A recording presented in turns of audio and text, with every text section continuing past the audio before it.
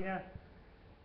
Hoy tenemos un tema más o menos interesante, por lo menos para nosotros, los que nos gustan los bichos. Esperemos que después de este tema no se depure más la lista y se nos vayan todos, pero la anatomía interna de insectos tenemos que conocer por varios factores. No porque vamos a hacer una disección de insectos o porque vamos a hacer... Ingeniero, se cortó. ¿podrán detenerlo acá, hablar al micrófono? Porque se escucha muy bajito. Está bien la base.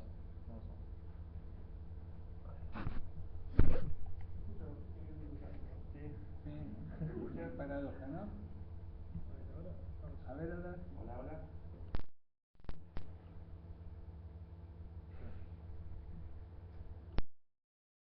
Preguntale ahí por el micrófono si se escucha.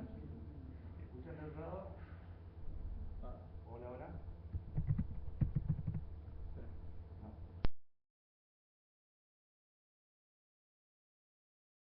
A ver ahora, probalo ahora. Hola, hola, hola. No,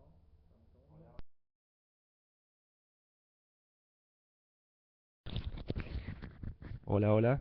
¿Se escucha?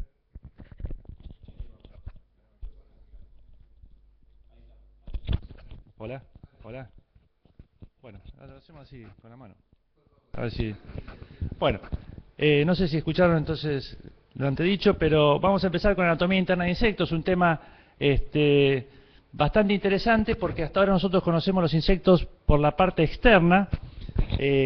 Siempre estamos tratando de determinar y queremos saber primero qué es para poder empezar a hacer algún tipo de control o para saber realmente de qué individuo estamos hablando. Pero normalmente tiene una parte interna también. ¿Qué es esta? Este es un corte típico, vamos a ver 4 o 5 cortes típicos, en los cuales nosotros los primeros órganos que empezamos a vislumbrar es el aparato circulatorio, el sistema nervioso, el aparato digestivo, es un sistema excretor y un aparato reproductor.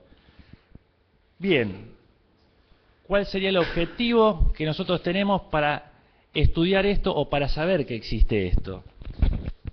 Primero, vamos a ver otro corte, vamos a ver 2 o 3 más, en el cual empezamos a observar dónde están cada una de las estructuras. Como pueden ver acá dice cerebro, no es un cerebro verdadero, ahora lo vamos a ver, pero tienen estructuras, cerebro, el digestivo por el buche, el circulatorio, tiene hasta glándulas salivales, tiene sistema nervioso y por supuesto todo el sistema es por una entrada de alimentos y una salida por el ano de alimentos, con un sistema reproductor que básicamente es lo que el individuo tiene que utilizar para procrear.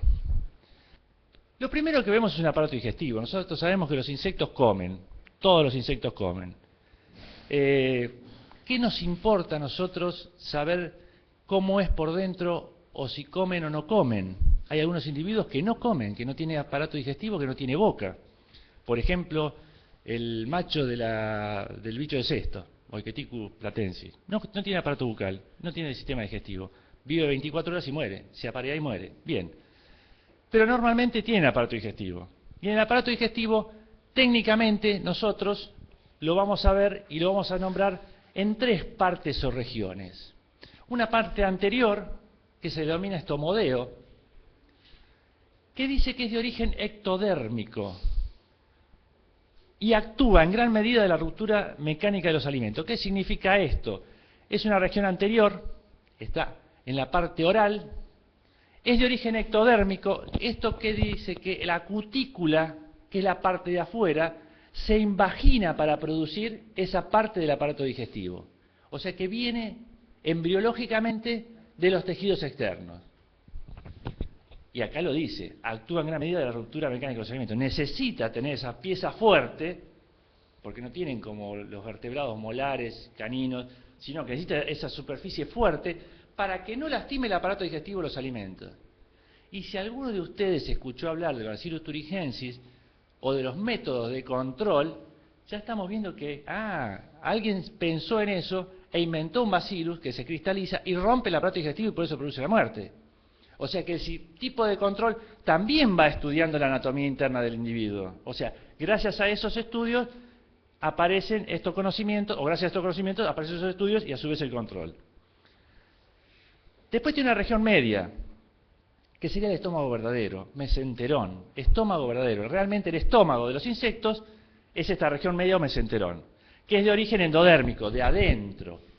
Ya ahí no sería ectodérmico, no sería una invaginación de la cutícula, sino que sería tejidos internos que se forman. Y es donde, por ejemplo, trabajan los cristales rompiendo ese aparato digestivo. Y es responsable de la secreción de enzimas, como los nuestros, y aparte de la absorción. Y una región posterior o proctodeo, que es de origen nuevamente ectodérmico, digamos que esa cutícula se invagina para producir la región posterior al proctodeo, y recibe los restos no digestibles y los almacenantes de la evacuación. Acá tenemos otro dibujito en el cual grafica cómo serían estas porciones. La anterior, el mesenterón o estómago verdadero, y la posterior. Y a su vez indica los otros aparatos. Pero tenemos dentro del digestivo. Exactamente. Hasta el estomodeo, hasta el proventrículo, que por eso viene a este y después vuelvo a lo anterior, sería ectodérmica. Más duro, más blando, más duro. Más duro porque necesita romper todo lo que está comiendo. Más blando porque está digiriendo. Y más duro porque ya tiene la materia fecal que necesita excretar. Ahora, en esta, que no es una linda transparencia, pero está didáctica, podríamos ver cómo empieza ese aparato digestivo desde el principio por la boca, pasando por ese buche y llegando a una estructura que se denomina proventrículo.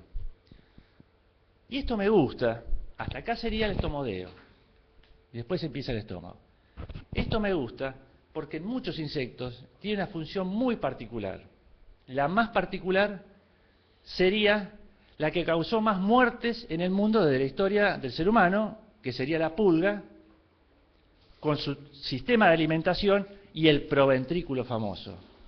Acá es donde se queda acantonada la peste bubónica, digamos, o la peste negra, y en el acto de succión de la pulga, con las glándulas salivales que habíamos visto que existían, larga, infecta a la otra persona y se va haciendo el ciclo que ya conocemos de antemano.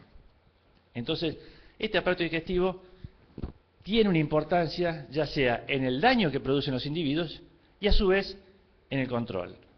El proventrículo, cuando no tiene esta función, que sería la de acantonar los bacillus o los microorganismos, lo que utiliza es como un molar que rompe los pastitos duros, si fuera una tucura, una langosta que está comiendo palitos, que no permitan que se rompa después esta estructura que es la más blanda, que dijimos que venía del ectodermo.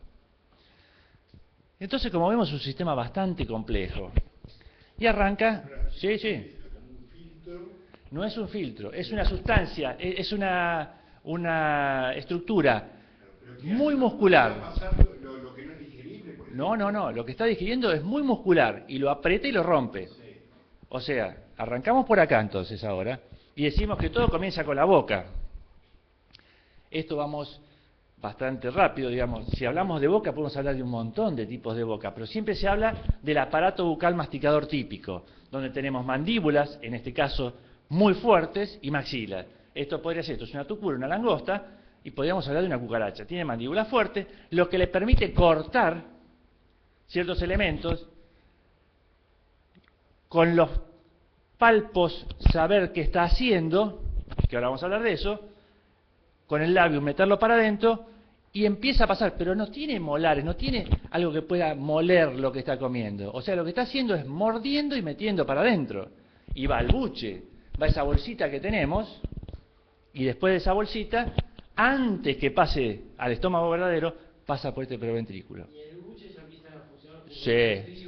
Sí. Los insectos son iguales que las vacas, o que nosotros. No tenemos posibilidad de degradar la celulosa fácilmente, y ellos tampoco. No es que uno dice, pues son herbívoros y pueden... No. También tienen bacterias, también tienen estructuras que le permiten digerir las sustancias que adquieren. En general estamos hablando, hay diversos tipos de alimentaciones de los insectos, ¿no? En general diríamos esto. Ahora, esta estructura que empieza por la boca, pasa por este buche, un reservorio, rompe las estructuras más duras que quedan y pasa al intestino donde empieza esa absorción. El insecto se tiene que nutrir de cosas bastante importantes. Recién estábamos hablando, por ejemplo, no de un insecto, pero estamos hablando de un escorpión que se alimenta de cucarachas o de polillos o lo que fuere. Necesita alimento bueno, cualquier insecto. Por eso la cucaracha está donde hay buen alimento, donde está la grasa, es buen alimento, necesita energía, proteínas para poder alimentarse. Porque todo el tejido que tiene, la cutícula externa, o el sistema que vamos a ver ahora, el muscular o el nervioso, todo se va enriqueciendo, se va nutriendo de eso. O sea, tiene que tener una buena alimentación y tiene que tener una buena absorción, por eso también tiene un sentido delgado. Y luego va al ano y larga los desechos, nada más. Bien, entonces tenemos ese digestivo, voy a tomar un matecito, que nos permite, de alguna manera, de lo que come, poder excretar muchas cosas. Y cuando decimos poder excretar muchas cosas, también podemos excretar, es una forma de sacarnos de encima productos que nos molestan, como por ejemplo un insecticida. Esto no está colgadito así como en esta transparencia, sino que tiene también grasa circundante. Hay una estructura que se denomina cuerpo graso, que en la cucaracha es bastante bien marcada, que está en esta parte, que también es un reservorio de toxinas. Cuando el individuo adquiere una toxina, depende por qué lugar, y lo vamos a ir viendo, digamos que es digestiva, de alguna manera se la tiene que sacar encima el organismo, como lo hacemos nosotros con el hígado. Lo va a sacar y lo va a ir acumulando en el cuerpo graso. Pero a su vez, tenemos otra estructura, que son los túbulos de Malpighi, que si lo vemos acá, en la anterior, vemos estos flecos que tiene este aparato digestivo acá. ¿Qué son esos? Los túbulos de Malpighi, exactamente. Sería un riñón rudimentario, en el cual lo que hace desde el intestino es largar sustancias que también le molestan, llevarlas para ahí para poder eliminarlas o captarlas del organismo para poder eliminarlas por vía fecal. ¿A dónde voy con todo esto? Esto está muy cercano, y no me quiero meter en un tema que tampoco es lo mío ni manejo, a cuando hablamos de resistencia. Porque nosotros hablamos de resistencia, los bichos tienen resistencia, le echamos productos y... Bueno, pero ¿dónde está la resistencia? ¿Qué es la resistencia? Está la resistencia genética, pero hay formas que tiene el individuo de poder sacarse de encima también los tóxicos o los venenos o lo que le molesta. Entonces, los túbulos de Malpighi sería un sistema urinario rudimentario, en el cual le permite sacarse algunas toxinas de encima. Pero también tiene un sistema circulatorio, porque también tiene que tener... Sí, dale. ¿Ya hundió? pasamos por el digestivo. Sí, ¿querés preguntar algo? Después volvemos, si no. Después hacemos un recuento total. Tenemos un sistema circulatorio que también tiene que nutrir a todo esto de algún tipo de sustancia que permita ir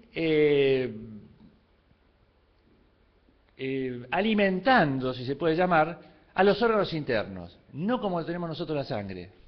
Nosotros tenemos la respiración por medio de la sangre, ellos no.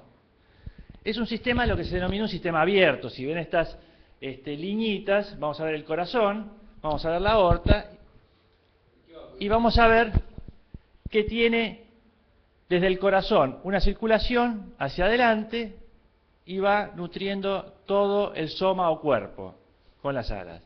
¿Cómo es esto?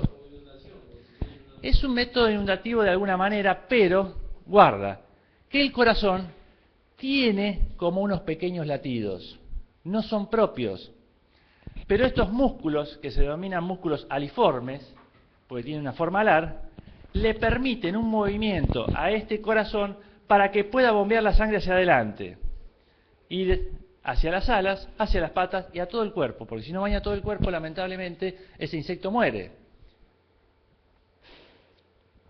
Y es muy común ver que en la metamorfosis de los insectos, en el proceso de crecimiento, o desde que pasa del estado juvenil al adulto, en algunos momentos, sobre todo en algunos insectos, en los que tienen alas, van a tener la necesidad de inflar esas alas cuando pasan de pupa a mariposa o cuando pasan a una mosca, de inflar esas alas con la hemolinfa, porque no es sangre, antes de que se endurezca ese tejido, porque está húmedo cuando eclosiona de la pupa y se endurece de una forma arrugada, digamos, el ala, y ese insecto es un insecto muerto. Entonces tenemos un digestivo en el cual se tiene que alimentar, un circulatorio, el cual sin circulatorio no anda ni el digestivo, ni puede el individuo poder crecer desde su etapa juvenil. Un muscular, no tiene demasiado para decir el sistema muscular, tiene un sistema muscular bastante común, digamos, con una fibra muscular, con tonofibrillas, microfibrillas, las membranas de Krauss, como todo, y un sarcómero, que son la estructura muscular, y están en todo el cuerpo de ese insecto. Y un sistema nervioso, formado por una célula nerviosa con un núcleo, las dendritas, los axones, igual que cualquier sistema nervioso. Ahora, sin el nervioso no funciona ni el circulatorio, ni el muscular, ni el digestivo. Y en el nervioso vamos a tener... ¿Sí? ¿Preguntaban? Sí. Y en el nervioso vamos a tener neuronas sensitivas, motoras y de asociación. Generalmente de asociación son muchas, las que se unen unas con otras para hacer canales nerviosos, conductos nerviosos, para llegar a los lugares donde puede hacer algún tipo de acción, músculo o lo que fuere. Bien, tenemos un sistema nervioso, el cual también tiene que recorrer todo el insecto. Acá hay que tener la idea de que está totalmente al revés de lo que es un vertebrado. Nosotros tenemos un sistema óseo que es como una columna y lo forramos con músculos, con nervios, y de esa forma podemos movernos fácilmente. Acá es totalmente al revés. Tenemos una caparazón dura, que es el exoesqueleto, la cutícula, y adentro estamos metiendo todas estas cosas. Están colgaditas por músculos y están asociadas una con otra. Y vamos a tener, y acá ya entramos, un sistema nervioso central, un sistema nervioso visceral y un sistema nervioso periférico. El central es el que nos da la vida, el visceral es el que maneja todos los órganos que estamos hablando, y el nervioso periférico es el que nos va a dar la asociación del individuo con el medio. ¿Cómo es que tenemos? Acá dice que tienen un cerebro, no es un verdadero cerebro, no tenemos un cerebro verdadero, pero tendríamos lo que se denomina un protocerebro. Tendríamos un deutocerebro que está atrás de este, son ganglios, diferentes ganglios, el ganglio supresofágico, este sería el digestivo, y esa línea ganglionar va recorriendo todo el cuerpo del insecto y largando filetes hacia todos los rincones de ese insecto. No hay forma de que no tenga algún lugar que esté inervado. Entonces podemos decir que el sistema nervioso central tiene el ganglio más grande, que sería el supraesofágico, que alimenta toda la parte de la masticación, del movimiento de mandíbulas y maxilas. Después tenemos el protocerebro, ojos, ocelos, ojos simples. El deutocerebro que inerva las antenas, o sea, va teniendo ganglios para cada estructura. El tritocerebro, piezas del aparato bucal, labro, por supuesto están comunicados uno con otro, y después viene la cadena ganglionar, el subesofágico y la ventral, que va hasta la parte caudal de ese individuo. Sí. Todos los ganglios en la parte cerebral, todos los ganglios están asociados a algo en particular. Generalmente sí, porque lo que pasa, vuelvo a lo mismo, nosotros tenemos un cerebro que larga filetes por todos lados igual, la columna vertebral va alargando, nosotros tenemos un cerebro que comanda y comandamos todo. Desde la hipófisis nuestra estamos comandando la punta del pie para mover el dedo. En este caso es diferente. Por eso cuando dice cerebro, no hay un cerebro verdadero en los insectos, sino que son cadenas ganglionares que están divididas con algunos ganglios más grandes y otros más pequeños, pero tienen que llegar hasta la parte caudal del cuerpo. Y ahora lo vamos a ver cuando veamos respiratorio, que pasa exactamente lo mismo. O sea, con esto lo que decimos es que el sistema nervioso, ¿para qué es importante en el insecto? Si tiene sistema nervioso, ¿le duele? Y sí. Si tiene el sistema nervioso, ¿le duele? O sea, no es... Lo único que no tiene... Lo que no tiene sistema nervioso son las plantas, por ejemplo, aunque pueden llegar a tener movimiento. En el caso de los insectos tienen sistema nervioso. El sistema nervioso va a comandar desde el principio el digestivo, va a ayudar a los movimientos que tiene para ese digestivo pasar la comida hasta el ano y largar los desechos. Va a estar conectado, bueno, a la motricidad ni hablar.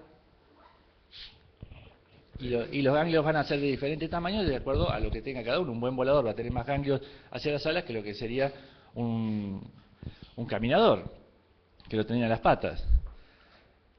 Ahora, nosotros atacamos muchísimo para el control del sistema nervioso. Hay muchos estudiosos de esto viendo qué hacen y a dónde apuntan. ¿A dónde nos metemos a atacar? Porque básicamente, si nosotros atacáramos un volador y con un producto químico podíamos evitar que vuele, ya es un bicho muerto. No necesariamente hay que verlo muerto, sino hay que ver qué efecto le trae. Generalmente son los problemas motores que vemos todos, la incoordinación, se dan vuelta, lo que es el volteo, y empiezan a tener convulsiones, pobrecitos, y sí, debe sufrir mientras va muriendo. Pero tienen formas de regularlo. Este ya. Y después que tenemos el sistema nervioso adosado a todo lo que está dentro de ese bicho y a lo que vimos, y al muscular y al digestivo,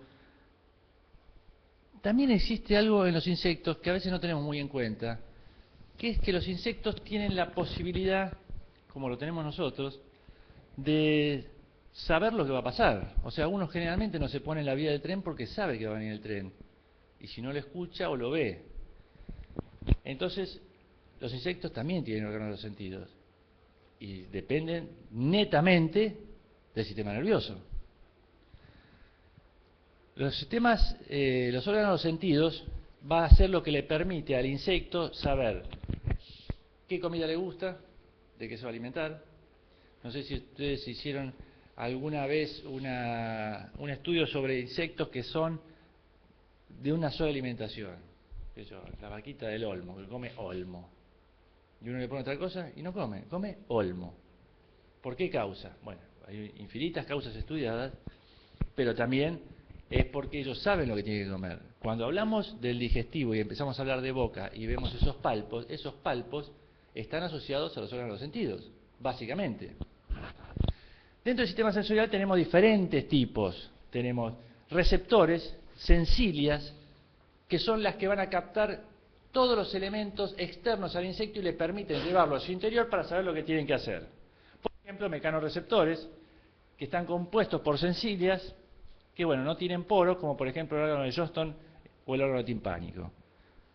¿Qué es el órgano de Johnston? El órgano de Johnston es un órgano que está en el segundo artejo de las antenas de los mosquitos que le permiten saber cuándo yo voy a picar a un individuo y no estoy picando un árbol.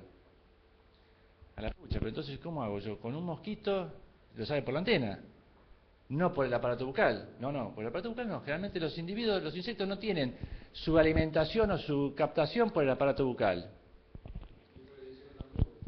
Ni por el visual más o menos. El visual es lo que lo ayuda a acercarse a ese lugar, pero están captando algo. Esa captación sería en este caso del dióxido de carbono o del ácido láctico, que segregamos nosotros. Entonces, ¿por qué a veces, si uno está en un lugar donde hay muchos mosquitos, o si hablamos de los laboratorios, de los químicos que tienen que hacer algo para ver qué producto voy a fabricar, si yo estoy a la noche y hay un mosquito y me pongo mucho perfume, capaz que el mosquito no viene y no me pica. actuaría como un repelente, y me estoy poniendo perfume, francés capaz. Entonces, no mata, digamos, ¿no? Pero lo enmascara, hay que ver hasta qué punto uno puede enmascarar para que el individuo no se acerque, que es lo que hacen los repelentes justamente. Le hacen algo que le disgusta a ese bicho. ¿Pero cómo le disgusta? ¿El gusto cómo está? Volvemos a lo mismo. Pasamos por el digestivo, el tipo no tiene lengua, no tiene papilas, no. Entonces, ¿cómo es el gusto? El gusto empieza por acá. Tenemos receptores que son perfectos. Y lo vemos a diario. Lo vemos con los mosquitos, lo vemos con las pulgas, lo vemos. Los tipos saben, es más, encuentran capilares sanguíneos subepidérmicos en los vertebrados, en nosotros, en los animales, que no es nada sencillo, porque si yo le doy una aguja para sacar sangre a uno de nosotros, a mí es complicado, el tipo mete y es una maravilla, como hay unas fotos que son terribles, pero también tienen propios receptores. Son aquellos receptores que informan las diversas posiciones del cuerpo. ¿Y esto qué es? Claro, si yo tengo un 1000 pies o un 100 pies que va caminando y serpenteando, ¿cómo sabe cómo va el último vagón del tren? Ellos tienen receptores también que le van marcando todo su cuerpo. Y saben perfectamente si están pasando por algo caliente, frío, lindo o feo, qué sé yo. Y también tiene algo que es muy importante, que son los quimiorreceptores. Los quimiorreceptores fue también una de las formas de encontrar productos para eliminar insectos. Cuando hablamos de las feromonas, o hablamos de los atractantes que tiene el producto para poder captar esos insectos, estamos hablando de quimiorreceptores, receptores químicos que tienen los individuos para saber si es bueno o malo. Esto lo usan muchísimo también para la parte sexual. Cuando el macho busca a la hembra en el medio de un campo oscuro, bueno, ¿cómo hace? Tiene muchísimas cosas, la visión también, el bichito de luz, pero digamos, los quimiorreceptores actúan perfectamente en eso. Y después termorreceptores, que son las sencillas que tienen la captación de las temperaturas. Y sabemos que los insectos son también bastante variables con respecto a la temperatura y a sus gustos. Hay algunos que no les gusta nada, mueren, y otros que se aletargan o son es la señal para pasar el invierno. Sí. Sí, hablamos de órgano timpánico.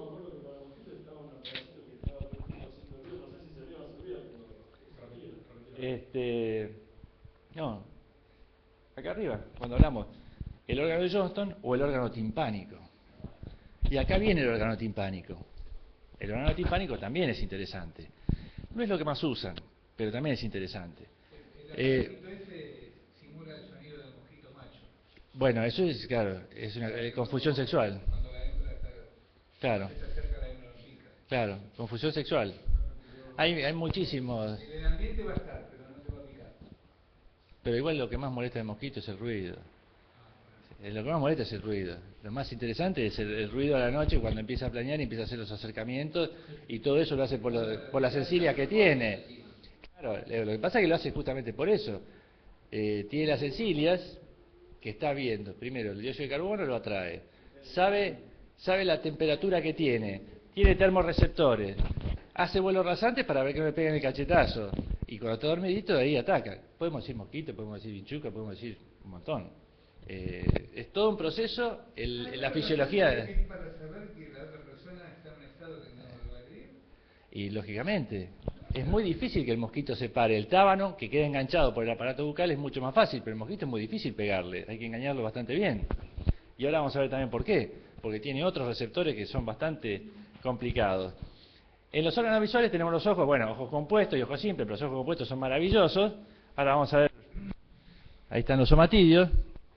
Y el órgano timpánico son órganos que tienen, por ejemplo, lo podemos ver en tucura sin langostas en el primer urómero del abdomen.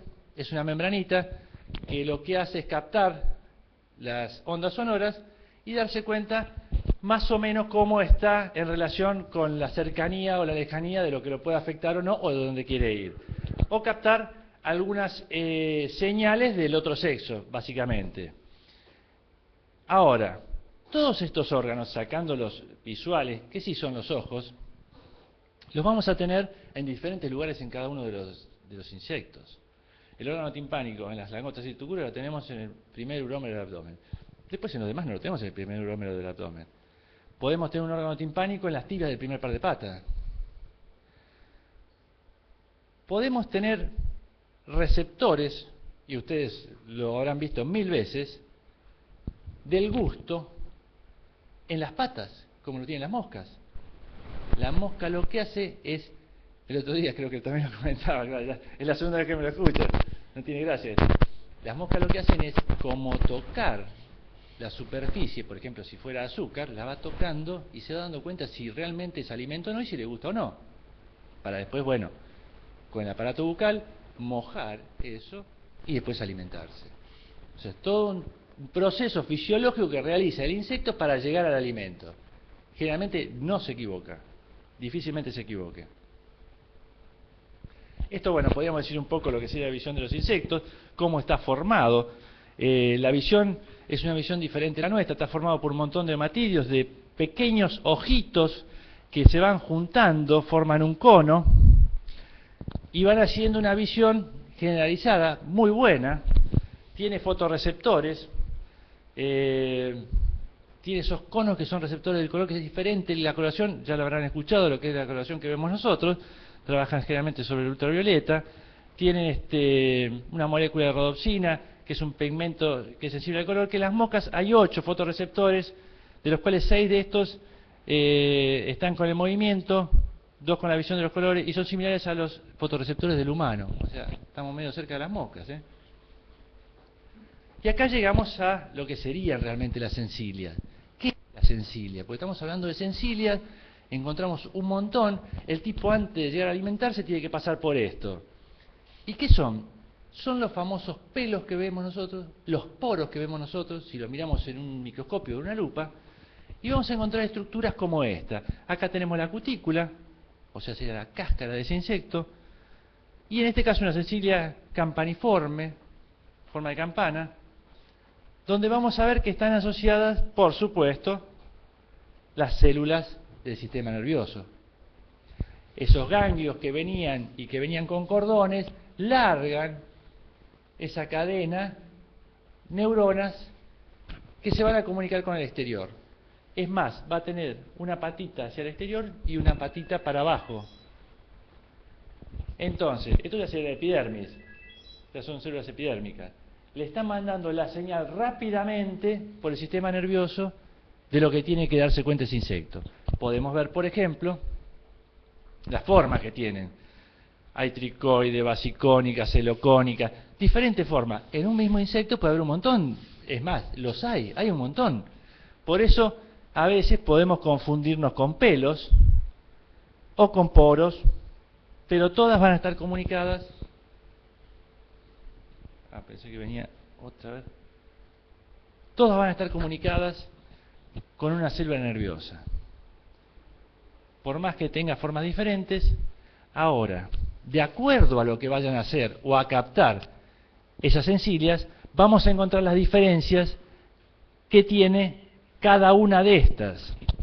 Entonces, si hablamos de olfato, que lo que hace es captar gran cantidad de compuestos químicos, ¿qué sería esto? Cuando nosotros aplicamos un producto insecticida y salen, decimos es el expurgue, es esto.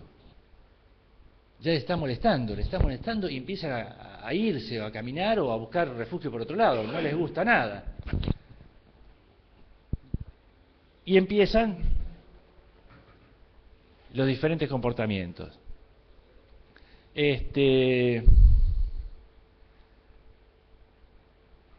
Sí, lo puedo usar para cualquier cosa, por supuesto, búsqueda de alimento y huida de depredadores. Sí, cuando tienen miedo, rajan enseguida.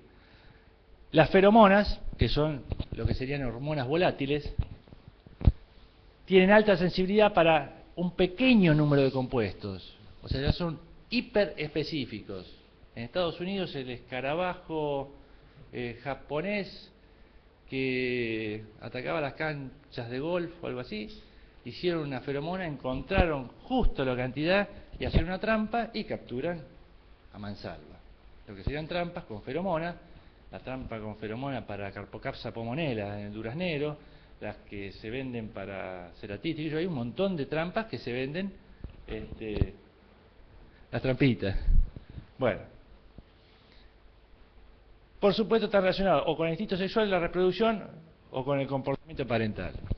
Generalmente, o lo que gusta mucho, es la parte sexual. O sea, cuando uno pone una feromona de atracción sexual, generalmente el macho, pum, va y cae como caemos nosotros. Ahora, si hablamos de quimiorreceptores olfativos, vamos a ver que tiene que tener muy cribado, lleno de agujeritos, ese pelo, porque si no, ¿por dónde entran esos gases para poder darnos cuenta que ese gas pase por aquí, vaya por la neurona y le mande la señal y le diga si es interesante o no para ese insecto? Acá tenemos una microfotografía donde se ve perfectamente. Se ve una estructura llena de poros, llena de agujeritos. ¿Este de qué insecto es, profe? No tengo ni idea. No tengo ni idea, pero es un caso típico de un quimiorreceptor olfativo por la cantidad de poros que tiene. Pero lo puede tener cualquiera. No, quedaba bárbaro, pero no. Es feo mentir.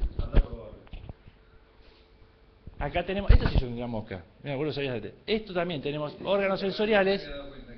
Claro, este parecía. Pero es de larvas de mosca. Estadios larvales de mosca.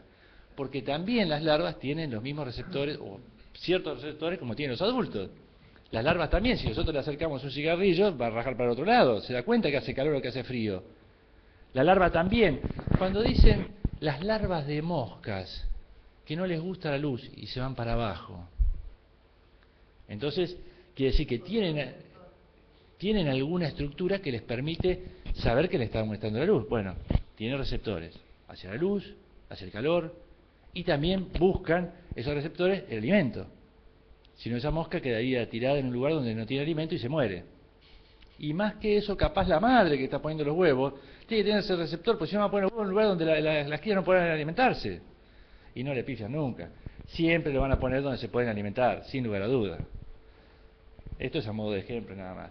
Y este sería nuevamente el esquema. Esa campanita que tiene está conectada con axones y con dendritas y con células nerviosas que le permiten poner en comunicación el sistema periférico con el central.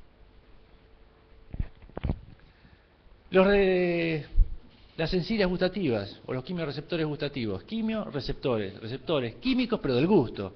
O sea, algunos serían como el olfato y otros el gusto. Volvemos a lo mismo. En lo que hablábamos de digestivo, no tenemos gusto en el digestivo, no tenemos olfato en el digestivo. O sea, el digestivo es un tubo por el que entra la comida, la macera, la muerde un poco, la pone en el estómago, absorbe y la larga.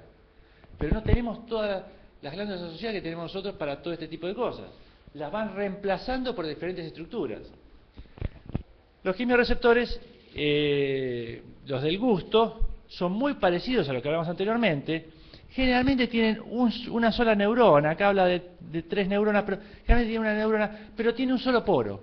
O sea, no son como los quimiorreceptores que recibían gases, sino que este va a recibir por un solo poro ese gusto que lo va a pasar del sistema de la neurona al sistema nervioso y al central. ¡Pum! Y acá lo vemos también. O sea que cada sencilia va a tener una forma particular. Acá tenemos otra, en la cual vemos, esto es un corte histológico, esto es un corte de microscopio, donde se ven los núcleos de las células, y acá teníamos el dibujito, donde vemos esta pilosidad, las neuronas, la sinapsis, sistema nervioso. Listo. Ya tenemos gusto. Estas serían las típicas patas de la mosca. Acá tenemos otro corte del gusto. Se ve que es como un pocito en el cual ellos pueden meter sustancias y mandar la señal desde el exterior del individuo hasta el sistema nervioso central. Que no es poco. Y tenemos también termorreceptores. Dentro de los termorreceptores podríamos decir que, bueno, son muy parecidos, lo que están captando es totalmente otra cosa, pero en el anterior podemos decir que nosotros estamos trabajando con algo que sí podemos ver fácilmente con lo que sería el control. No tanto los termorreceptores, algo que le metamos mucho calor, pero los quimiorreceptores, esto está trabajando a mansalva, le está pasando las señales antes de que lleguen, antes de que toque el producto, para que tenga problemas, capaz que si puede salir rajando, sale rajando y no se queda en el lugar. Estos receptores son bastante interesantes, la parte térmica es muy importante, hay individuos que tienen características muy particulares, como las abejas que manejan su temperatura interna de las colmenas con esto, no porque esto produzca calor, pero ellos saben qué temperatura hay y se manejan en un rango perfecto, andan muy bien. Básicamente lo mismo, tenemos la parte nerviosa, una camarita o un poro, y de ahí nos damos cuenta en presencia de qué temperatura estamos. Y me faltaría un preso receptor. No, en este caso sería este pedacito de acá, no necesariamente, porque no tienen una recepción, ellos no tienen por ejemplo una pata y tocan calor, sino que tienen que mandar el receptor, lo mismo pasa con los quimiorreceptores o cualquiera, no es que todo el cuerpo, salvo los propios receptores que son los que reconocen todo el cuerpo donde está, ellos ya sabiendo el gusto, ya sabiendo si sexualmente es importante la especie que tienen enfrente, o si la temperatura cambió, digamos como que tienen un emisor y listo, ya le mando la señal al sistema nervioso y ya lo saben. No nos pasa como a nosotros. Pero otro receptor que me faltó poner una transparencia serían los presos receptores de depresión, que es muy importante en lo que sería también la huida de cada uno de estos individuos. Las moscas características que uno va a matarla y se van, es porque tienen sensores de presión y cuando uno va bajando el aire ya se dan cuenta y se van. Es muy difícil cazar una mosca. Entonces, ellos están perfectamente preparados para poder huir en cualquier circunstancia. Y también los de presión son importantes. Por eso también, con todo esto que estamos hablando, podemos decir que a veces cuando los indios decían que iba a pasar algo y las hormigas salían de abajo de la tierra, que antelaban los terremotos o las inundaciones, es verdad, de una u otra forma es verdad.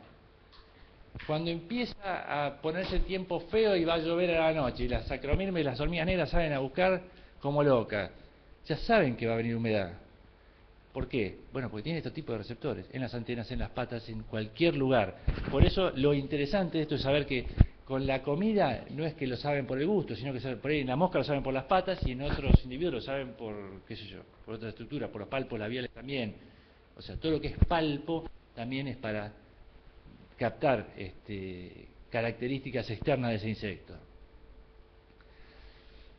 Y tenemos también otra estructura que también es muy importante, porque como todo órgano viviente también tiene que respirar. Vimos que tiene un circulatorio, que tiene un digestivo, se alimenta, por supuesto, pero tiene que respirar. Si no respira, se muere. Bueno, ¿y cómo respiran? Esto también es complicado, porque podríamos decir que nosotros respiramos con los pulmones y ellos no, porque tampoco tenían esa sangre para poder llevar el oxígeno a través de la sangre.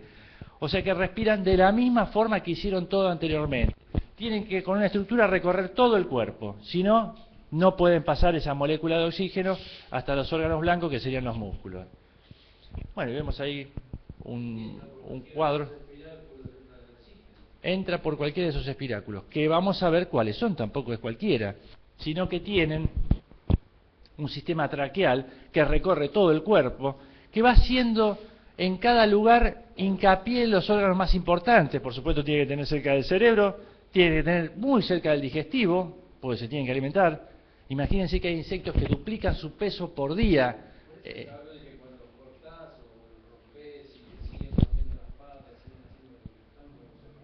Exactamente, ese es el típico caso que se dice de que una cucaracha cortándole la cabeza sigue viviendo y realmente cuando muere porque muere de hambre.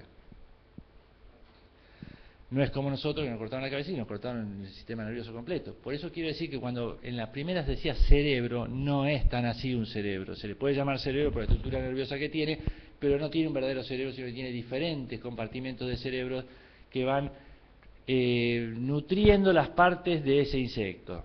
Acá pasa lo mismo, tenemos que ir desde adelante hacia atrás, cubriendo toda la parte de este insecto, como lo vimos en el anterior. ¿Y cómo lo hacen? Y lo hacen por los espiráculos respiratorios que también pueden tener diferentes formas y que están generalmente alrededor del insecto. A ver si tengo una más adelante. Acá podríamos ver Los espiráculos respiratorios los vemos acá. Perfecto. Ahora bien, los espiráculos respiratorios también tienen su secretito. No es tan sencillo como parece, sino que los espiráculos respiratorios, vuelvo para atrás, no molesta que vuelva para atrás, ¿no? Los espiráculos respiratorios, al tener diferentes formas, también tienen diferentes trucos, porque al tener una respiración en la cual no es pulmonar y no puede hacerlo entre comillas a voluntad, lo que hace que si las sustancias que están rodeando ese insecto por causas exactamente, algunos se cierran, como podría ser este caso, en el cual tiene dos trabitas pilosas que permiten limpiar ese orificio para que quede limpio si hubo una nube de polvo y le tapó ese espiráculo, porque si no morirían. Pero a su vez, si la sustancia es muy gelatinosa o agua, directamente tiene una S sigmoidea que permite que se cierre ese espiráculo. Y a su vez, por lo que dijimos antes del sistema circulatorio y del nervioso, el insecto no tiene que respirar como nosotros. Es el típico caso que les habrá pasado a ustedes, si me pasan en la facultad, que me traen un bichito y me dicen, no, traje un bichito, pero mire, se va a morir, hay que abrirlo para que respire. No, es diferente. Con el espacio de aire que tiene un tarrito puede vivir un mes capaz. Ellos manejan a voluntad la entrada o salida de ese oxígeno. O sea que si yo le pongo un producto y lo toco con ese producto y la entrada tóxica es por el sistema respiratorio, podemos tener fracasos fácilmente porque cierran esos espiráculos respiratorios todos a gusto hasta que puedan limpiarse o pasar ese momento adverso. Otra causa de resistencia. ¿Cómo es el sistema respiratorio? Básicamente por tráqueas, son tubos, como las tráqueas nuestras, que tienen como las mangueras de la pileta de natación, una cosa dura para que no se colapsen, que se llama tenidios, tienen membranas, y lo que van a hacer es ir pasando desde la cutícula, la parte externa, digamos, desde acá, van entrando hasta hacerse más finitos como traqueolas y tocar el músculo. Entonces, ping, le dan la molécula de oxígeno. Sí. Primero que no entiendo. Dale. Nosotros nos oxigenamos a través de nuestra sangre, hacemos llegar el oxígeno a todos hasta la última parte de nuestro cuerpo. Ellos lo tienen que hacer. Ellos lo tienen que hacer con las tráqueas, transformándose en traqueolas. La traqueola se torna muchísimo más finita hasta que llega a un punto a cada fibra muscular, sí, y se cae más finito hasta que ese conducto deja de ser hueco y pasa a tener un líquido adentro y la molécula pasa, por ejemplo, al muscular. Acá hay un arácnido que es diferente, tiene otra estructura que por eso le llaman pulmonadas a las arañas, pero básicamente los insectos tienen este sistema. Ahora, este sistema no es en todos igual tampoco. ¿Por qué? Porque hay insectos que son rastreros, de muy poca actividad, y hay otros insectos que son voladores y de mucha actividad, de mucha energía. Entonces, lo que tienen acá es una estructura que se llaman sacos aéreos. Lo que tiene es, después del espiráculo respiratorio, una tráquea, y esa tráquea se infla como un globo, pierde sostenidios que habíamos visto antes, que era esta estructura, pierde sostenidios, se hace como un globito en esa zona, y después vuelve a tener los tenidios, se transforma nuevamente en tráquea y pasa a traqueola y va al músculo. ¿Y para qué hace eso? ¿Para qué? Eso sería para volar como tienen las aves, como tienen las gallinas, pero básicamente no. Lo que lo utilizan los insectos es para, con movimientos que tiene en el abdomen, con las membranas, produce una respiración cuando le hace falta. Si va a tener una actividad muy fuerte, hace un movimiento abdominal y ese globo fuerza el oxígeno y lo pasa rápidamente a las fibras musculares. Típico caso, una langosta que tiene un tercer par de patas saltadoras muy fuerte, con una musculatura muy fuerte y necesita una acción para fortificar con oxígeno ese músculo. Entonces son otro de los trucos. Es un reservorio de oxígeno también. Por eso digo, ¿qué nos pasa cuando nosotros metemos una mosca en agua? vuelta a lo mismo. O varios insectos que no son acuáticos, los metemos en agua. Lo podemos sacar y se murió. No se mueren. Ellos cerraron los espiráculos, ellos tuvieron el oxígeno necesario. Por supuesto, se dejamos ahí y después se va a morir. Pero quiere decir, hay muchas cosas que son totalmente diferentes a lo que somos nosotros, somos vertebrados, pero son totalmente eficientes también. Una vez se dice, son menos evolucionados. Sí, son menos evolucionados, pero guarda, guarda que se adaptan a cualquier cosa. Entonces, acá teníamos los sacos respiratorios. Entonces tenemos el esquema de lo que serían, lo que hablábamos, las tráqueas, las traqueolas, cómo se van afinando, se hacen muy finitas, llegan a las fibras musculares y van pasando el oxígeno. Y en los voladores, por ejemplo, ahí tenemos una langosta, una tucura, vemos los sacos que tiene. O sea, ese acordeón que le permite, y si ustedes miran una langosta o una tucura en el suelo, paraditas, van a ver que mueve el abdomen.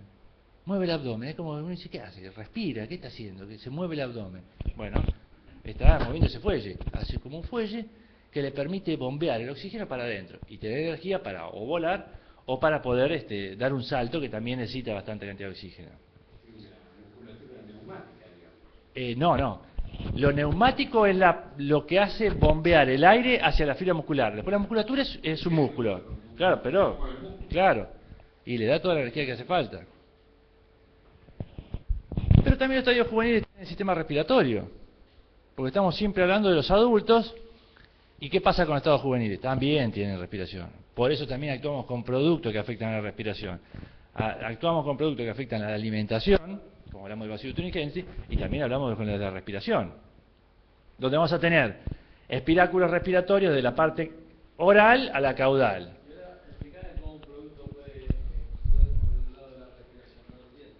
Y todo lo que sea gases que se meta por acá adentro, pasa por adentro del individuo, cuando llega al músculo lo colapsa, listo. Incoordinación. Por eso, bueno, ahí está la resistencia. Por eso tenemos que engañarlos de cierta manera. O no, o nos sirve el expurgue para sacar el insecto. Son diferentes trucos que usamos nosotros también, sabiendo lo que ellos hacen. Esas son las estrategias. Pero si observamos los espiráculos respiratorios también vemos que son estas manchitas que tienen acá. Y también están bien separaditos, ¿no? Porque están en la parte anterior, en la media y en la posterior. Ellos tienen espiráculos respiratorios de una larva de gusano blanco, de Lauderus abderus, por ejemplo. Pero si veíamos la anterior, los espiráculos respiratorios estaban acá y acá. O sea que hay diferentes tipos de espiráculos respiratorios. ¿Por qué? Bueno, porque lo que va a hacer el Lauderus abderus... ¿En diferentes estados también? ¿Cómo? ¿Son diferentes en diferentes estados del insecto? Son diferentes en diferentes estados, depende de la metamorfosis que tengan, ¿sí? Si son heterometábolos, o sea que tienen la misma tipo de insecto, la parte juvenil que el adulto, los espiráculos van a estar ubicados al mismo lugar. Si son como estos, una metamorfosis completa, holometábolos van a tener en el estado juvenil en un lugar y en el estado adulto en otro, aunque va a conservar los espiráculos en la parte abdominal como después va a ser el adulto, pero sí van a cambiar. Y lo que vos decís se ve perfectamente en lo que sería esto, una larva de mosca que tiene un espiráculo cefálico y uno caudal, o mejor dicho, dos caudales y uno cefálico. ¿Por qué? Bueno, ¿por qué? Porque la mosca, cuando está comiendo, va a estar comiendo en sustancias que son húmedas, o en cadáveres o en lo que fuere, y tiene que tener la parte esta capaz que está metida dentro de los músculos, y la parte caudal está saliendo y es la única que puede comunicarse con el exterior. Sin aire no se puede quedar. De una u otra manera tiene que tener oxígeno. Pero también hay otras larvas que no tienen espiráculos respiratorios. O que no tienen, o que los tienen todos volcados a un conducto traqueotraqueola, claro, que se comunica con el exterior. Es más, se agrega una sustancia que cambia la tensión superficial del agua para que no se le meta para adentro de ese snorkel. Entonces tenemos que puede ser oral, puede ser caudal, puede ser el más común que recorra todo el cuerpo, los espiráculos respiratorios, o puede estar transformados en los acuáticos siempre con una estructura que se comunique con el exterior, donde vamos a tener diferentes tipos. En el caso de las pupas también, que es un estadio en el cual no se alimentan y no se pueden reproducir, no pueden hacer absolutamente nada, pero respirar sí, tiene que estar conectado con el exterior. Y en el caso de los mosquitos, cualquiera fuere. Y caemos rápidamente al sistema reproductor. Y en el sistema reproductor también tenemos estructuras importantes y también tenemos mecanismos para poder captar a ese individuo y también engañarlo con la confusión sexual, la feromona, lo que hablamos, el sistema nervioso y el digestivo y todo lo que quieran. Ese bicho también se va a ser atraído por algún tipo de sustancia para poder reproducirse, porque lo que quiere es reproducirse. El fin es reproducirse, y para reproducirse tiene que comer, y por eso come. Pero nada más que eso. Por supuesto, los insectos, en una visión muy general, vamos a tener machos y hembras. No en todos, pero normalmente tenemos machos y hembras. Hay muy pocos casos conocidos de individuos con hermafroditismo, o sea, machos y hembras en el mismo pie, digamos, en la misma estructura, pero sí vamos a tener machos y hembras. Entonces, en los machos vamos a tener, en las hembras, perdón, arrancamos las hembras, vamos a tener los ovarios, que son parecidos a los demás ovarios de los animales, salvo que están diferenciados por ovariola, diferentes estructuras que forman los ovarios. Están comunicados por un conducto, el oviducto, por donde va a salir ese huevo. Ese huevo va a avanzar hasta que llega a un lugar que se denomina espermateca. Y en la espermateca lo que va a estar es el semen del macho que depositó en algún momento de su vida, generalmente una vez en su vida. Por eso el macho, y lo que hablábamos del bicho de cesto, vive 24 horas, se aparea y muere. Listo, no sirve más. Pero ya dejó su descendencia en la espermateca. Ese huevo, cuando pase, va a ser fecundado por ese esperma y va a ser puesto o no, ahora vamos a ver, de acuerdo a la característica de ese insecto. Bien, tiene glándulas coletéricas que están muy asociados a los insectos y son todas esas estructuras fuertes que ponen con las oviposiciones. Cuando ponen, no sé si ustedes grafican, por ejemplo, la oviposición de un mántido, de un mamboretá, que son muy duras y muy pegadas, son sustancias coletéricas. Son sustancias duras que preservan a los huevos. Y después tienen la parte de vagina o salida genital de la hembra, en la cual va a haber oviposiciones. Y bueno, y el ovario tiene partes también, una parte terminal y un flagelo que recorren ese ovario. Y en los machos, también los testículos, con un conducto deferente, glándulas accesorias, bien, que nutren ese esperma y le permiten la sobrevida hasta que llegue esa espermateca, y después la salida genital con el gonapóforo o con el pene rudimentario o lo que tenga. Sí, porque depende de qué bicho estamos hablando de diferentes cosas. Ya lo he comentado varias veces, pero por ejemplo, sí, sí. Un macho deja el esperma en la espermateca de la hembra recibe Una sola vez, esperma, sí. y ya con ese, Generalmente, todas las reproducciones que deben hacer generalmente, hasta que se muera. generalmente. ¿Para qué nos serviría eso, por ejemplo? Típico caso de la mosca de los frutos. La mosca de los frutos es una plaga nacional y cuarentenaria. En Mendoza, que están con la técnica del macho estéril, ¿por qué sueltan machos? ¿Qué están haciendo con los machos? Que le manden el esperma que no Le mandan el esperma que no sirve, una sola vez. Y la hembra ya está, ya tiene su esperma, sale a poner huevitos. Y sale a poner huevitos estériles, con un montón de variantes. Estamos hablando de abuelo de pájaro, abuelo de mosca de los frutos, porque también los machos salvajes son más potentes, más fuertes, más agresivos. No es tan fácil que el macho esterilizado capte muchas hembras, pero bueno, pero ha bajado la población y es un método de control bastante bueno, diría muy bueno, pues ya hace años que se está trabajando con eso. ¿Cómo? Ah, bueno, claro, claro. Sirve el tema del control biológico en esas hembras que son Monógamas, claro. Por eso la costumbre, si es monógama, nos cambia por completo el sistema de control. O sea, podemos apuntar, si no, no. Hay individuos que no se puede hacer.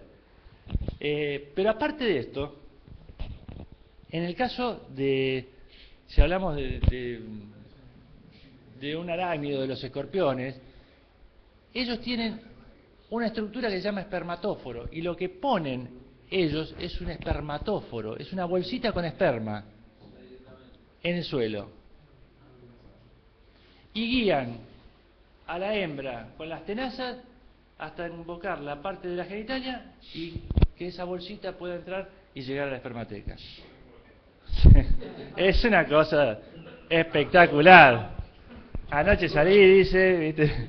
Pero digamos que, por eso, con esto que es bastante duro, digamos, es una parte de la anatomía interna, digamos, de las partecitas del cuerpo de ese insecto, para que hay tipos que están estudiando continuamente esto, porque le van encontrando la función y a cada una de ellas. Porque si hacemos análisis, hay en la parte sexual, en la parte alimenticia, en la parte nerviosa, en la parte respiratoria, en todos los lugares se va atacando con diferentes sustancias para poder llegar a hacer algún efecto o daño a ese individuo. Es más, la parte de rotación, aparte de la molécula química que siempre hablamos de rotación, rotemos, la parte de rotación es esa. Si podemos atacar por la parte digestiva o por la parte respiratoria o por la parte sexual, sería maravilloso, de un mismo individuo. Hablemos de la cucaracha. La cucaracha, por supuesto, es estudiadísima, y hay tipos que se están sacando las pestañas con esto, porque quieren, si encuentro yo algo que sexualmente, como decíamos, por ejemplo, que pueda largar el... Bueno, dale para adelante. Pero hay tipos que estudian esto de una forma impresionante. Bueno, y los machos, entonces, lo que decíamos, por eso hablaba de esa glandulita. No todos van y se aparean con otra presa o hembra, sino que algunos ponen una bolsita y después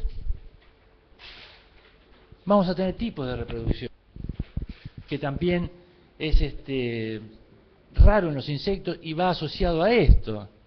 Tenemos sexuales, que es la más común, o anfigónica se llama, y tenemos otra que se llama partenogénesis, que es parto de virgen, o sea, son hembras que dan descendencia sin necesidad del macho. No son hermafroditas, son partenogenéticas. Es hembra que da descendencia sin la presencia del macho. Pero en vez de tener la gameta masculina y la femenina, ser 2N, o sea, tiene parte de la genética del macho y parte de la genética de la hembra, no, solamente tiene parte de la hembra, es como un clon. Y hay otras que tienen paidogénesis, que es peor, que es parto de niñas. Es una partenogénesis, pero de estadios juveniles, o sea, hay algunas larvas que pueden llegar a dar descendencia, sin la necesidad del macho, por supuesto. ¿Y cuál será eso? Esto lo tenemos en la bolsita del peral, tenemos algunos individuos que tienen esa estructura que permite, no sé qué me preguntó, ¿vos me preguntaste? Ah, acá, que tiene esa característica que generalmente, si uno lo analiza, es todas las formas que tienen para subsistir en el medio. Cuanto más difícil es estar en el medio, ellos lo logran de alguna forma. Y la otra es el hermafroditismo. Pero volviendo a la partenogénesis, que sería el típico caso de los pulgones, el pulgón del rosal, los pulgones que están en cualquier lugar, generalmente son partenogenéticos. ¿Por qué necesitan tener esto? Parto de vírgenes, o sea, individuos que dan descendencia sin la presencia del macho. Y bueno, porque el pulgón no vuela mucho, es más, cuando vuela va dando vuelta en el viento así, porque no vuela bien, no pica, no corre, no salta. Entonces, ¿qué tiene? Un alto potencial biótico, descendencia a lo loco. Continuamente la hembra está dando descendencia y de esa forma la colonia nunca va a ir para abajo. La partenogénesis puede ser de diferentes tipos. Puede ser telitóquica, cuando la descendencia solamente son hembras. Puede ser arrenotóquica, si solamente son machos. ¿Para qué quiere? Y puede ser anfigónica, ahora te digo, cuando la descendencia se compone de individuos femeninos y masculinos en proporciones semejantes. Esto siempre dentro de partenogénesis. Dentro de partenogénesis. Ahora, como dice, si yo tengo una partenogénesis y vengo con una arrenotóquica, soy hembra y pongo un macho, loco, y se termina el asunto. Y ahí se termina el chiste, se acabó, listo. No es así. No es así. No, por supuesto que cambia. Pero aparte, en el caso de los pulgones, por ejemplo, que pasa esto de una partenogénesis a renotóquica, el pulgón tiene su colonia. Esa colonia va creciendo y se va alimentando con un aparato bucal picador, se está picando, succionando savia, está picando y va creciendo, puede haber biocontroladores, como las vaquitas, vienen, y llega un punto que por los biocontroladores que tenga, por lo que sea, o por la falta de alimento, esa hembra dice, yo acá no puedo estar más, no puedo seguir dando descendencia, porque no me va a hacer bien acá. Entonces, ¿qué hace? En vez de poner un huevito, en vez de poner un individuo como está haciendo, estamos hablando de esto, es partenogenética y está dando descendencia vivípara. En vez de poner esto, va a poner un huevo.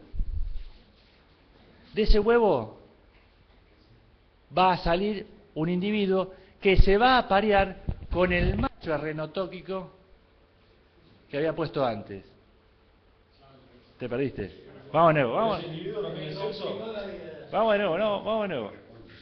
Tenemos la sexual, bueno, es la común, partenogénesis, tenemos hembras que dan descendencia sin necesidad del macho.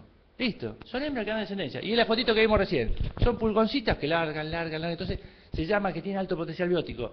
Y con umbrales muy complicados. Si hablamos de umbrales, es cuando uno va a ver y dice esto, mañana está hasta las manos de pulgones. Bien.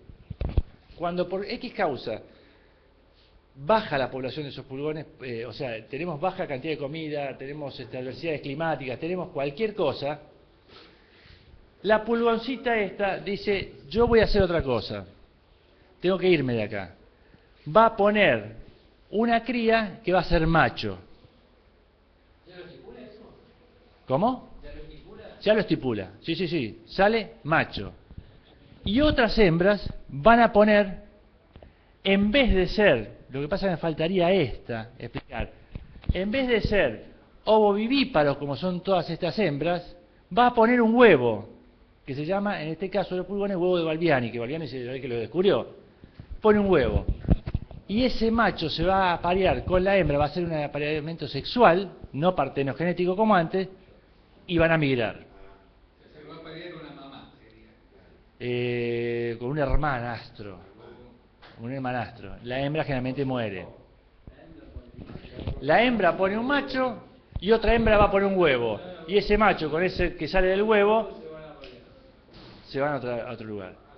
Por eso también es el problema de que aparecen plagas por cualquier lado. Que uno dice, ustedes les habrá pasado en los jardines, y dice, pero yo tengo un limonero y me apareció, y si no veo... No, vienen con el aire, con el viento, con los pájaros, vienen. Y eso que estamos hablando de insectos como este, que no es un buen volador, pero llegan, en el caso de los pulgones. Entonces, para darle un cierre a esto, y a ver si le damos un poquito, en cualquier cosa volvemos ahora para atrás. Tenemos diferentes tipos de multiplicación, de lo que estamos hablando. La multiplicación puede ser ovíparos, que ponen huevos, ovovivíparos, que ponen individuos vivos, vivíparos, que ya están vivos adentro del tracto de la hembra, o sea, el vivíparo sería un vertebrado, seríamos nosotros, que hacemos un embrión y no tenemos, aunque sale de un huevo, que es el óvulo, pero no es ovovivíparo, no es una metamorfosis dentro del tracto genital de la hembra, sino que es vivíparo. Y otro caso muy especial que lo damos como para terminar, que es la poliembrionía. Entonces, en el caso de los huevos, sí,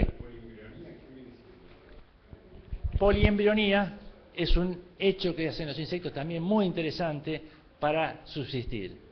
Generalmente lo hacen los parasitoides, muy utilizados en el control biológico. ¿Qué hace la poliembrionía? Lo que hace una avispita, por ejemplo, va y pone un huevo. Claro, parasita con un huevo, va con un huevo a una larva de mosca, no sea de mosca porque Spalancia no tiene, y lo que hace ese huevo es repartirse y dividirse en muchos huevitos adentro y va a dar 100 crías. Entonces, crece exponencialmente, cuando uno empieza a poner avispitas, se llena de avispitas por todos lados. La poliembrionía es maravilloso. No, tampoco es tan así como lo dice la teoría, sino que después también existe canibalismo entre ellas, quedan, pero digamos, de un huevo van a salir varios individuos. Es un método excelente para aumentar la población. Pica ese huevo. El huevo se parte internamente, digamos, como si fuera una gameta, una vez puesto, y en vez de poner la hembra 300 veces, con una vez ya está, se va. Es un parasitoide, exactamente, es un parasitoide. Y ese parasitoide lo que hace es empezar a parasitar fácilmente. Entonces teníamos ovíparos o vivíparos y poliembrionía. Vemos los casos, sería ovíparos los huevos, con ciertas características muy particulares también. Fíjense acá, que tienen huevos pedicelados.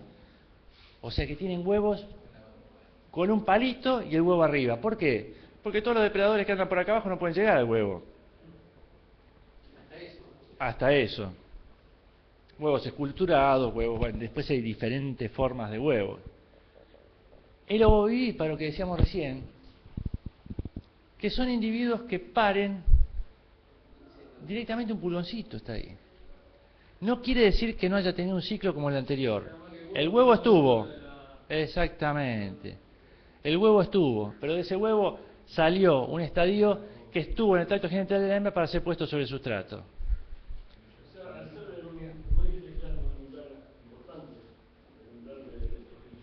Y porque cuando nosotros estamos trabajando con esto, y tenemos el ojo, generalmente los que andan a campo, ellos van y ven un pulgón verde de los cereales, con ciertas características, aparte que es bastante bravo, tiene saliva tóxica, y uno ve la hembra que está de esta forma, con las condiciones climáticas acordes, y ve que tiene 3 pulgones por planta. 3. Si está poniendo un pulgón cada 2 o 3 horas, yo mañana vengo y tengo 10. Y pasado se me fue de la mano, me mata toda la planta. Entonces los umbrales, yo lo voy manejando sabiendo el tipo de reproducción que tiene y cómo va a venir la cosa. Si yo tengo esto, ya estoy llamando al fumigador rápidamente para que venga, para que... No te da plazo. Claro, claro.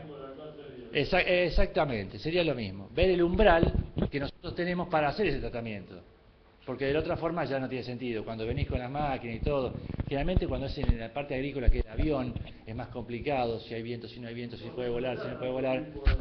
Claro, y aparte, cuando generalmente yo tengo una plaga, la tienen todos los vecinos también, entonces están todos llamando por teléfono y tipo dicen, no tengo tiempo, voy por turno. Bueno, es un poco así. Los umbrales es una de las herramientas también, que hay muchísima gente que estudia umbrales y hay alerta de umbrales, que es muy interesante. El alerta de umbral. Y también es interesante para nosotros, para lo que fuera. Por ejemplo, nosotros, el dengue se hace una alerta de umbrales también. Uno cuando empieza a hacer el alerta, cuando se hace el monitoreo, cuando se hace la arbitrampa o la sobitrampa, ¿qué está haciendo? Esto está haciendo. Está diciendo, guarda que viene, guarda que viene, guarda que viene, las condiciones se están dando, y aparecen, y bueno, se va cerrando. El círculo donde están y la cantidad que aparecen de esos bichitos. Lo que pasa es que los umbrales que nosotros manejamos son mucho más bajos que lo que hablaba el otro día cuando mostraba el plato con la cucaracha. ¿Qué umbral tenemos? Si aparece en un plato de un restaurante, una cucaracha, el umbral es 0. Es el mismo umbral que tenemos los piojos en los hijos nuestros. ¿Cuántos piojos puede tener mi hijo para que yo empiece a hacer el tratamiento? No, ninguno. Entonces, ese cambia el concepto de umbral. Ya no es un umbral económico, sino que es un umbral 0 en algunos casos. Que de cualquier manera casi nunca es 0, y a veces hasta los clientes tienen que entender que el 0 es un número complicado. Si no en el plato del restaurante, eso sí. Y un caso de vivíparo sería la mosca CC, que hay muy poco vivíparo en insectos, pero sería la mosca CC que realmente sí tiene individuos vivos, que tienen una relación placentaria. Y lo que hablábamos de poliembrionía, por ejemplo, sería el caso de las avipitas, que son un control también maravilloso, en lo que sería manejo integrado. Porque dentro de todo esto que estamos hablando, del digestivo en adelante, es todo un manejo integrado. Todo esto es manejo integrado, una serie de cosas que podemos hacer para hacer un manejo. Esa es la palabra mágica que se está utilizando y realmente es buena porque no hay nada 100% certero, no hay ningún producto. Uno a veces quiere y nos pasa que uno quiere matarla con la lanza, la cucaracha, pero es un cúmulo de cosas. Si no se limpia va a haber cucaracha, y eso hay que hacérselo entender. Si hay una rajadura, si hay un azulejo, bueno, esto es lo mismo, es el manejo integrado. Y en este caso, por ejemplo, las avipitas son maravillosas y tienen esta poliembrionía, que es lo que hacen. Ponen un huevito y ese huevito se reproduce y tiene un montón de descendencia dentro de ellos. Ahora, para terminar, y ya vamos a las preguntas que quieran después, dentro de la anatomía interna del insecto, hay cosas, si queremos llamarles más importantes y menos importantes. de todo lo que vimos. Y estas avipitas nos marcan, nos dicen por qué algunas cosas son más importantes y otras menos importantes. ¿Cómo se hace la parasitosis? Se hace la parasitosis, lo que hace es poner un huevito en una larva, ese huevito eclosiona, sale una larvita, puede ser una larva, puede ser un adulto, qué sé yo, puede parasitar cualquier cosa, hay langosta tucura parasitada. Lo que hace es empezar a alimentarse, ¿y de qué? Primero de la grasa. Primero de la grasa, que los insectos tienen mucha grasa. Hay unos que tienen más, por ejemplo las cucarachas tienen mucho, las langostas tucuras tienen mucho y otros que tienen menos. Primero la grasa. ¿Por qué? Porque no, porque es lo que menos le sirve al que está siendo parasitado. El parásito no quiere matarlo todavía. Después el músculo. Después el músculo es donde se queda quieto. Hay un periodo en el que los parasitados se empiezan a quedar quietos. Ojo, en cucarachas hay una avispita controladora. Lo que pasa es que uno no puede ir a una casa a soltar avispitas, pero aunque no pican a los humanos, pero digamos no es agradable, existe. Después el sistema muscular, y ahí es donde ya mecánicamente se queda quieto. Y por último ataca el sistema nervioso, y ahí muere. Lo que sí es bueno, que desde el primer momento que está parasitada, el insecto está muerto. Si uno pudiera marcar con un fibrón, hace ping, listo, muerto. No hay forma de zafar. Entonces, esto nos está dando la pauta de la importancia que tienen todos los órganos para estos bichos y la inteligencia que tienen estos para poder hacer el control, ¿no? Que no lo dejan morir hasta el final, lo hacen sufrir, pobrecito, hasta el último momento que tocan el sistema nervioso y después lo liquidan. Y yo quería volver atrás, cuando hablamos de los sistemas de multiplicación,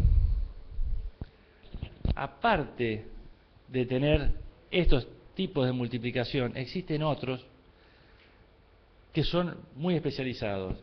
Y por ejemplo, cuando nosotros hablamos de vivíparos o de ovovivíparos, son individuos que ponen individuos vivos.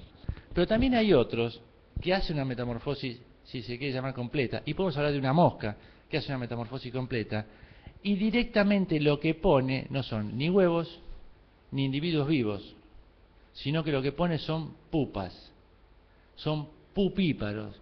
Directamente lo que hacen es poner en el medio una pupa, y de esa pupa va a salir adulto. Se comieron todos los demás pasos. Es un sistema evolutivo también. ¿Qué es lo que pasa? No tienen larvas, las tienen dentro del tracto genital de la hembra, pero lo que van a poner es el elemento más fuerte que tiene el insecto, que es el estado pupal, y después el adulto. Y hay otros que también lo utilizan mucho, que son larvíparos, que directamente ponen larvas. Y eso le va a pasar a ustedes también. Si hablamos de los dípteros, si hablamos de las moscas, y si hablamos de los sarcofágidos, de las moscas grises, de las que tienen líneas, no la mosca doméstica, pero ponen directamente larvas, no ponen huevos. Entonces nosotros podemos trabajar, limpiar todo, arreglar, y por ahí nos aparecen larvas instantáneas, que no sabemos. Si, por ejemplo, nosotros miramos una bosta de vaca y nos quedamos un rato, capaz que a las 2 horas tenemos larvas. ¿Cómo puede ser? Si un huevo tiene 24 horas más o menos de eclosión, tienen cualquier huevito. Bueno, entonces es un paso que se comen, son larvíparos, y directamente el adulto pone la larva donde ella quiere. La voy a poner donde tiene la comida y se va a alimentar. Listo. Y también lo utilizan en algunos casos algunas moscas para parasitar a otros individuos, que parasitan de esa forma y le ponen, claro, directamente la larva en un lugar que se va a alimentar. Le pasa con una mosca que le pone a las langostas y tucuras, o bueno, otro tipo de mosca. Ahora no tiene cerebro, pero... No tiene cerebro, pero más o menos, ¿eh? No, por eso quiero decir, a veces lo que estoy diciendo con todo este cuentito rápido es que tienen un exoesqueleto, una parte externa, que es como una cajita en la cual están colgadas las cosas y metidas ahí adentro, que es medio complicado porque se rompen,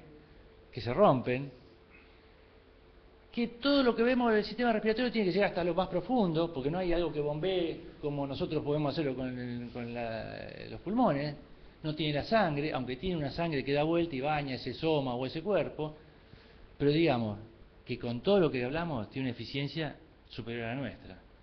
Son años de evolución. Son muy evolucionados. es lo que nos pasa, bueno, por eso cuando le comentaba a veces la resistencia es eso. Nosotros, pero yo tengo un cuentito, bueno, no lo tengo yo, me lo hicieron. En el año 45-50 aparece el DDT, lo sabemos todo. Y logramos un insecticida químico. Antes no teníamos nada, una molécula y le dimos. Y todos los bichos que venían hace 70.000 millones de años de los escorpiones. Claro, pero pero dijimos que vive 45.000 millones de años, aparecen los escorpiones, y desde el 50 hasta el 2000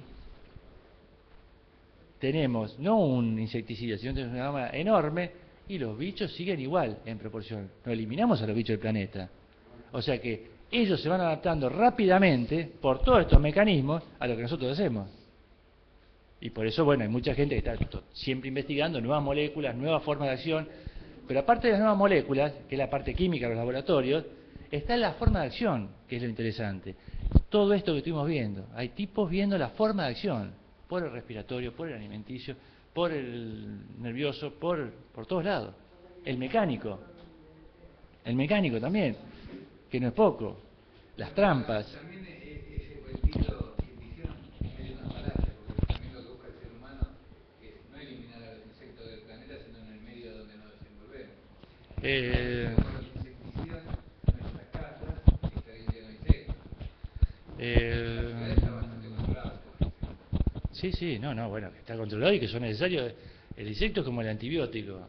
Cuando hace falta hay que poner el insecticida es como el antibiótico. Lo que sembramos, hay el control que el umbral que el hombre busca.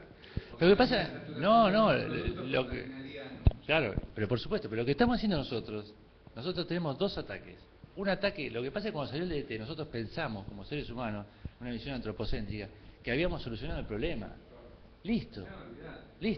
Y se dieron cuenta después de los primeros 10 años que lejos de eso empezaron a tomar resistencia, por supuesto, tuvo resistencia cruzada, todo esto, y bueno, ahí empezaron a estudiar. Pero voy a esto, nosotros estamos creando las condiciones al insecto para que viva. Básicamente, si sembramos 200 hectáreas de soja, no es que vienen 200 millones de bichos de cualquier lugar y de géneros y especies, no. Eso le digo a los chicos de la facultad, ¿cuántos hay? Y capaz que hay Nesara, Piezodoro, y hay 3 especies nada más. Hay millones de esas 3 especies. ¿Pero por qué hay millones? Porque nosotros tenemos las condiciones. Si hacemos un monocultivo así, vienen a comer. O sea, siempre nosotros somos los que damos las condiciones para que el bichito esté con confort y pueda vivir con nosotros. Lo mismo hacemos con la cucaracha cuando tenemos sucia la cocina. Lo mismo hacemos con las pulgas cuando aparecieron en el Polo Norte porque nosotros calefaccionamos el ambiente. Si no, la pulga no estaba. O sea, nosotros vamos llevando y vamos conviviendo con ellos. Ahora, tampoco queremos ni tendrían que desaparecer, ni van a desaparecer de una manera. Gracias a Dios. Ahora, a veces en algún momento pensamos que sí que lo íbamos a hacer desaparecer a todos. Queremos solucionar el problema de los bichos, de los que no nos querían, los que no queríamos los íbamos a matar y los que queríamos los íbamos a dejar. Porque aparte somos así. Según el estas cosas Sí. filosóficas. Si no hubiese sido por esos descubrimientos, también es importante para el hombre la reproducción del hombre como especie. Y si no hubiese sido por esos productos, también la elaboración de alimentos, la cantidad de alimentos que se producen hoy en día, tampoco hubiese sido posible en base a esos primeros desarrollos. Lo que está diciendo es una cuestión filosófica del momento y es una cosa polémica también, en la cual yo siempre digo no hay que ser ni Greenpeace ni tirar como loco producto. Pero el asunto de qué pasa con el glifosato y la soja es todo un tema, y no quiero polemizar este tema, pero sí pasa, pero sí es verdad. Porque lo que nosotros primero tenemos que hacer es, como dijo él, conseguir la comida para la gente que está en el mundo, que no es poco, porque está creciendo demasiado. Y en algún momento va a existir algo que tenga que bajar la población. Es desparejo, exactamente, es desparejo. Bueno, por eso ahí ya entramos en economía, que no es mi tema también, porque nosotros lo producimos y los chicos de Angola están muriendo de hambre. Pero quiere decir esto, mucha gente quiere. Yo estuve con un amigo mío, es un cuentito, que se fue a Nicaragua, estuvo todo por un amigo mío, un colega de la facultad, se fue todo a Nicaragua, Centroamérica, estuvo haciendo un montón de charlas, no me acuerdo de qué estaba hablando, y me dice, allá vos sabés que es todo orgánico, no le meten producto ni a palo. Sí, no le meten producto ni a palo, no, allá no quieren saber nada. No sé en qué país estaba, la verdad pero no me acuerdo dónde estaba. No sé, Venezuela, Canadá, Nicaragua creo que estaba. No, todo orgánico, todo orgánico. Ah, la pucha, che, ¿y cómo andaba? Ah, no, se mueren de hambre, me dice, no tienen comida. Claro, entonces, primero hay que tener la cantidad. Después, por supuesto, hay que tratar que la calidad no nos vamos a estar comiendo tóxicos. Pero sin tener una presión sobre esos bichos, no comemos. No comemos. Ni en el mundo ni nosotros. O sea que tiene que ser un equilibrio. Por eso la palabra mágica es manejo integral de plaga, que encontraron que está bárbara. O sea, como los antibióticos. Si uno se toma un antibiótico todas las mañanas antes de salir por preventivo, está mal. Ahora, si uno tiene una infección y no se toma un antibiótico, se muere. Esa es la historia. Por eso hay aplicaciones puntuales, hay focos, hay puntos, hay vértices de los cuadros. Esa es la idea. Y poder hacer el control. Más bien, si no estamos listos. Y a su vez, tengamos en cuenta lo que dijimos al principio, con ese proventrículo que tenía la pulguita, que fue la que mató la mitad de la población humana en el planeta directamente. Entonces, ojo, tenemos que tener también alguna herramienta, que tenemos herramientas, para poder frenar ese tipo de cosas. Si no, claro. 3 grandes puestos. Sí, no, pero terrible. La Lo que pasa es que al principio no se sabía de dónde venía. Ese fue el gran problema. Por eso lo importante de todo esto es informarse. Si nosotros no sabíamos de dónde venía en ese momento, no sabíamos que era de la rata, no sabíamos que era de la pulga, no sabíamos que era un microorganismo que estaba ahí adentro, entonces había que eliminar la mugre, la rata, las pulgas y solucionar el problema. Con muy poco medicamento y con ningún insecticida tampoco. O sea, no fue nada fácil. Pero bueno, fue una de las experiencias del ser humano. Bueno, y acá dejamos. Acá terminamos. Sí, todas las que quieran.